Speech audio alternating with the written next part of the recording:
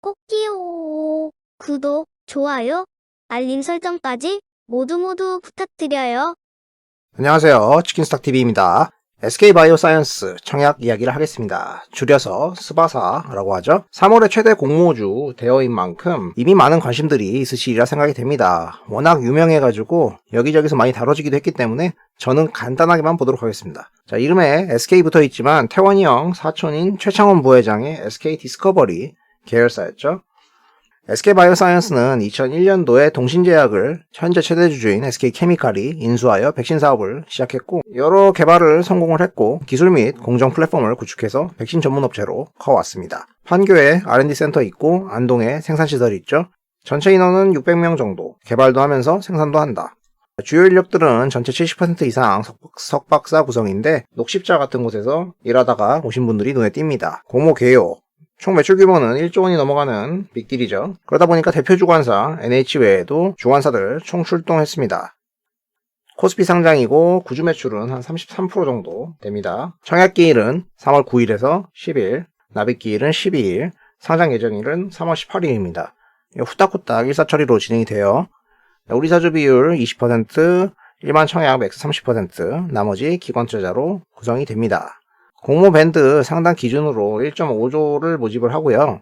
시가총액은 5조가 됩니다. 수요 측 당시에는 상단 초가 75,000원 이상 많이 썼지만은 이목이 쏠리는 빅딜들 같은 경우에는 과거에도 공모가 밴드 상단에 결정이 되는 걸 볼 수 있고 이 건도 상단에 되었죠. 실제 수요 측 결과 오늘 나온 거 보면은 경쟁률은 1200대 1 넘었고요.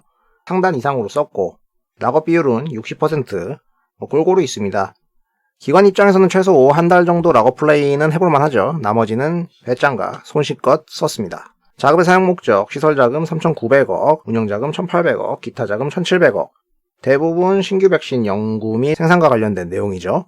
공모 총 주식수 7,650만 주에서 최대 주주 및 우리 사주 락업 걸리고요. 나머지 유통 가능한 거는 26% 정도. 가볍습니다. 이거 말고는 나올 게 없죠. 따라서 기간 락업이 대부분이라면은 튀어서 시작할 가능성이 높습니다. 임원 스탁 옵션은 있기는 한데 행사 기간이 21년 12월부터라서 의미는 없습니다. 글로벌 백신 시장은 연평균 8% 성장을 하죠. 그래서 전체 의약품보다는 가파르게 성장을 하는 걸로 알려져 있습니다. 백신의 경우 여타 바이오와 같이 개발비나 연구 시간, 품질, 정부 규제 등의 이유로 인해서 진입 장벽이 있다. 글로벌 메이저 회사들이 열심히 개발하고 있다. 코로나 이후로 대규모 신규 수요가 발생을 했고 기존 백신 수요도 증가를 해가지고 CAGR은 14%로 앞으로도 높아질 것이다. CMO 시장 내에서도 그 비중이 두세 배 정도 증가하고 각국의 전폭적인 지지를 받고 있습니다. 국내 백신 같은 경우에는 녹십자랑 SK케미칼이 대부분 하고 있을 텐데 동사가 점유율을 상당히 가지고 있다. 심지어 수출하는 제품들도 있죠. 독감, 대상포진, 수두 백신 이런 거고요. 그리고 GSK 같은 회사 거 도입해가지고 상품으로 파는 것들도 있습니다. 근데 뭐 저런 거보다는 향후 할 것들에 관심이 있겠죠. 코로나랑 폐렴구균이 임상 단계에 있고 이게 기대되는 블록버스터 라인업입니다. 저 둘을 가져온 거는 시장이 가장 크기 때문에 그렇습니다. 폐렴구균이야 8% 가까이 성장하는 코로나 이전에는 가장 컸던 백신 시장, 이른바 프리미엄 백신 시장이었고요. 코로나는 더 이상 우리한테 새롭지는 않죠. 백신이 필요하다. 근데 이 표를 보면은 무슨 생각이 드십니까? 이 그래프가 23년도 이후로 계속 올라가요. 25년 6년에 정점을 찍거든요. 그럼 이때까지도 코로나가 안 끝나는 건가?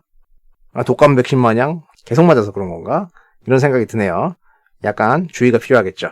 SK바이오사이언스 코로나 관련해서 백신 개발도 하고 생산도 할 거다. 다 되면 양수겸장인데 뭐 그건 그런가 보다 하고요. 현 시점에서는 사실 CMO가 의미가 있죠. 이 표에서는 글로벌하게 어떤 지역의 어떤 업체가 어떤 분야에서 일을 한다를 보는 게 더 의미가 있겠습니다. 도식도를 보시면은 회사가 하는 일이 더 명확해지는데요. 연구개발 영역, 생산, 유통판매 이렇게 구분이 되겠죠. 자체 백신은 언제 나올지 모르니까 CMO로 생산하는 걸 보면은 아스트라제네카하고 노바백스 것을 생산합니다. 각각의 방식이 바이러스 전달체 방식이냐, 합성 항원 방식이냐 다르죠. 계약 내용도 조금씩 다르고요.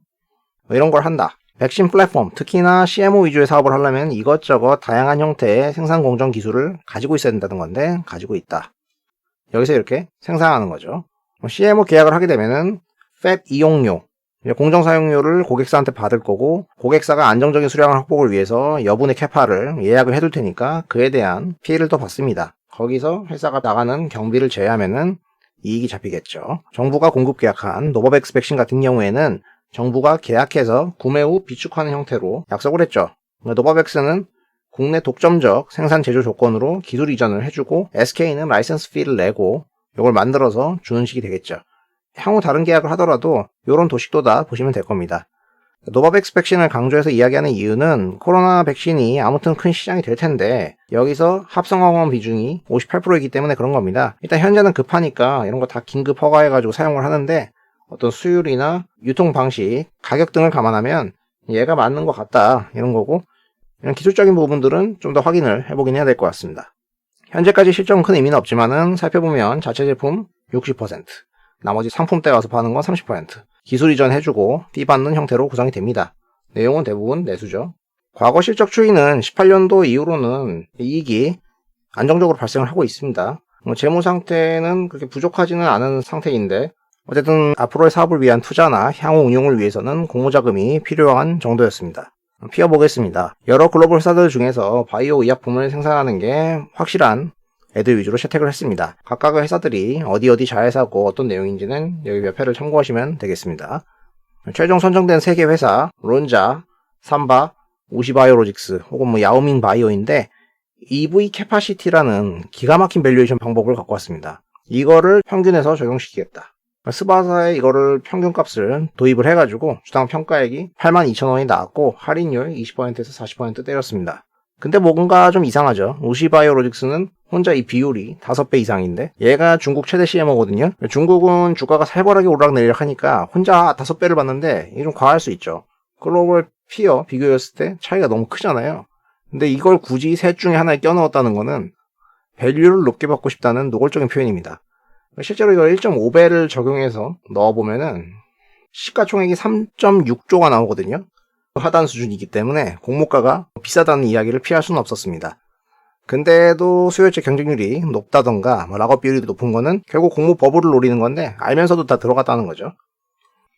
자, 피어 선정을 할 때 나왔던 주식들을 보면은 20년에 특히나 모회사인 SK케미칼하고 우시바이오로직스가 비슷하게 움직인 것을 확인할 수 있죠. 그래서 피어에 넣었을 수도 있겠다 이런 생각은 듭니다. 근데 과거에 너무 올려놔가지고 지금은 조정을 받는 중이죠. 나머지 회사들도 어느 정도는 비슷한 궤적을 따라갑니다. 최근에 피어들의 주가가 빠지고 있다는 부분은 상장 이후의 주가의 부정적인 요인이겠습니다. 국내 업체만 본다면은 녹십자랑 SK케미칼이 백신 이야기가 나온 시점부터 사실상 같이 움직였죠. 둘 다 시가총액이 4조 원저리에서 움직이고 있는데 SK바이오사이언스가 5조에 상장을 하게 되니까 사실 밸류는 여러 측면에서 봐도 부담스럽게 올라와서 상장하는 게 맞습니다. 글로벌한 피어 회사들 20년도에 왕창 레벨업을 하고 그 수준에서 21년도 비슷하게 유지하면서 가고 있거든요. 스바사가 따상을 꿈꾼다면은 아까 EV 캐파시티 2.5배를 적용했었기 때문에 5배 정도인 우시바이오로직스 이야기하면서 야 물어라 걸려라 이게 솔직한 마음일 텐데 현실적으로는 이머전트나 아비드 이런 애들을 보는 게 맞겠죠. 근데 이머전트가 15,000리터고 아비드가 13,000리터인데 높게 밸류에이션 받은 케이스는 이머전트였죠. 그래서 요 정도 비율 3.5배 정도만 받아도 사실 땡큐다. 근데 그것만 보고 들어간 게 아니라 여러 지수의 조기 편입 가능성을 추가적으로 이야기하는 거예요. 코스피 200에 조기 편입 가능성이 있다. 그러니까 시가가 강하게 형성되고 더 올라갈 것이다. 이게 5조 상장인데 요건을 맞추면은 조기 편입이 가능하다. 그리고 유통 물량이 25%였는데 대부분 락업으로 묶여있기 때문에 실 유통 물량은 한 10% 정도겠죠. 그러니까 가볍고 의도를 가지면 이게 올라가서 다른 지수에도 조기 편입 가능성이 있다는 거죠. 이게 패시브 영역으로 가면은 어느 정도는 대마불사가 되잖아요. 그러니까 다분히 이걸 공학적으로 풀어가려는 이야기죠. 현실은 밸류에이션보다는 이런 식으로 결정될 가능성이 높고 지금은 누구나 그렇게 생각을 하죠. 자, 과거 대어들을 보더라도 상장한 지 한참 지났지만 여전히 공모가 위에서 주가가 형성되어 있는 것을 볼 수 있거든요. 요걸 기대하는 건데 공모는 흥행할 겁니다. 다만 장내에서 사는 거는 조금 조심하는 게 좋지 않을까. 그러니까 밸류를 펌핑을 엄청 해놨기 때문에 이 상태로 상장해서 가든가 주가가 이렇게 오를 수도 있겠지만은 현실적으로는 적정 밸류에 맞춰가지고 이게 서서히 떨어지는 그림으로 가지 않을까 생각이 됩니다. 어차피 이때까지 가는 거는 락업권 기간 아니면은 여기까지 볼 사람 없죠. 자, 이상으로 간단하게 3월 공모 최대어 SK바이오사이언스를 살펴봤습니다. 이거는 아무래도 내용보다는 대어로서의 복권과 같은 차원에서 사람들의 관심이 쏠리는 건이라고 하겠습니다. 공모 규모가 있는 만큼 개인 입장에서 참여해서 받으면은 소확행이 되겠죠. 영상이 도움이 되셨다면 구독과 좋아요를 부탁드립니다. 시청해주셔서 감사합니다.